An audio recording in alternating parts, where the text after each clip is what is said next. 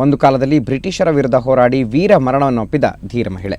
ಇಂಥ ದಿಟ್ಟ ಮಹಿಳೆಯ ವಂಶಸ್ಥರೀಗ ತಮ್ಮ ಅಸ್ತಿತ್ವ ಉಳಿಸಿಕೊಳ್ಳೋದಕ್ಕಾಗಿ ಹೋರಾಡ್ತಾ ಇದ್ದಾರೆ. ಪ್ರಭಾವಿ ಶಾಸಕರೊಬ್ಬರು ಚೆನ್ನಮ್ಮನ ಕಾಲದಲ್ಲಿ ನಿರ್ಮಿಸಲಾಗಿದ್ದ ಕೋಟೆಯನ್ನೇ ಒತ್ತುವರಿ ಮಾಡೋದಕ್ಕೆ ಮುಂದಾಗಿದ್ದಾರೆ.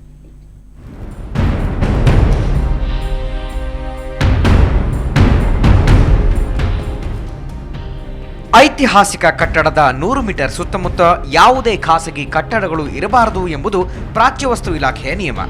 ಆದರೆ ಈಗ ಈ ನಿಯಮಗಳನ್ನು ಕಿತ್ತೂರು ಶಾಸಕ ಸುರೇಶ್ ಮಾರಿಹಾಳ ಗಾಳಿಗೆ ತೂರಿದ್ದಾರೆ. ಬೆಳಗಾವಿಯ ಚೆನ್ನಮ್ಮ ಕೋಟೆಯ ಪಕ್ಕದಲ್ಲೇ ವಾಣಿಜ್ಯ ಸಂಕೀರ್ಣ ನಿರ್ಮಾಣ ಮಾಡೋದಕ್ಕೆ ಮುಂದಾಗಿದ್ದಾರೆ. ಇದರ ವಿರುದ್ಧ ಈಗ ಚೆನ್ನಮ್ಮ ವಂಶಸ್ಥರು ಧ್ವನಿ ಎತ್ತಿದ್ದಾರೆ.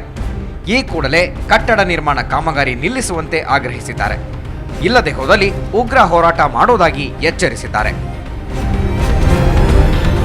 ಅವ್ರಿಗೆ ಏನು ಬೇಕೋ ಅದು ಕೊಟ್ಟರು, ಸಾವಿರಾರು ಎಕರೆ ಅವರಿಗೆ ಬಿಟ್ಕೊಟ್ರು, ಆ ಪ್ಯಾಲೇಸ್ ಬಿಟ್ಕೊಟ್ರು. ರಾಣಿ ಚೆನ್ನಮ್ಮ ವಂಶಸ್ಥರು ನಮಗೆ ದೇಶಕ್ಕಾಗಿ ಹೋರಾಡಿದವ್ರಿಗೆ ಏನು ಕೊಟ್ಟರು? ಸರ್ಕಾರದವ್ರು ಏನು ಕೊಟ್ಟಿದ್ದಾರೆ? ಇನ್ನೂವರೆಗೆ ಮರ್ಜ್ ಆಗಿಲ್ಲ. ಅದನ್ನು ಮರ್ಜ್ ಮಾಡ್ಕೊಂಡಾದ್ರೆ ನಮ್ಗೆ ಏನಾದರೂ ಕೊಡಬೇಕು. ಒಂದು ಎಲ್ದಿದ್ರೆ ನಮಗೆ ಬಿಟ್ಕೊಡಿ.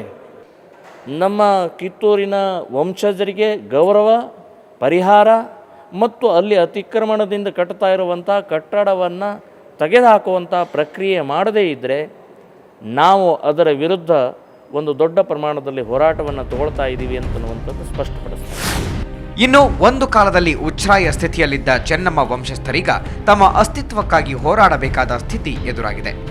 ಸರ್ಕಾರ ಚೆನ್ನಮ್ಮ ವಂಶಸ್ಥರ ಬಗ್ಗೆ ನಿರ್ಲಕ್ಷ್ಯ ಧೋರಣೆ ಅನುಸರಿಸಿದೆ.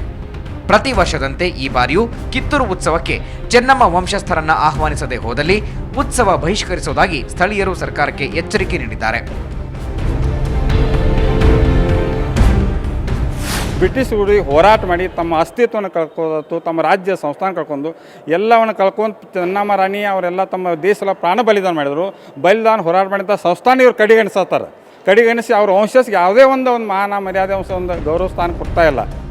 ಒಟ್ಟಿನಲ್ಲಿ ಜನಪ್ರತಿನಿಧಿಯೊಬ್ಬ ಐತಿಹಾಸಿಕ ಕುರುಹಿನ ಅಳಿವಿಗೆ ಮುಂದಾಗಿರೋ ಕ್ರಮ ಖಂಡನೀಯ.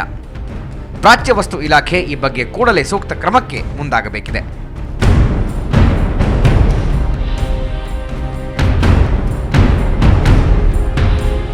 ಅರವಿಂದ್ ಬಿರಾದರ್, ಸುವರ್ಣ ನ್ಯೂಸ್ 24/7, ಬೆಂಗಳೂರು.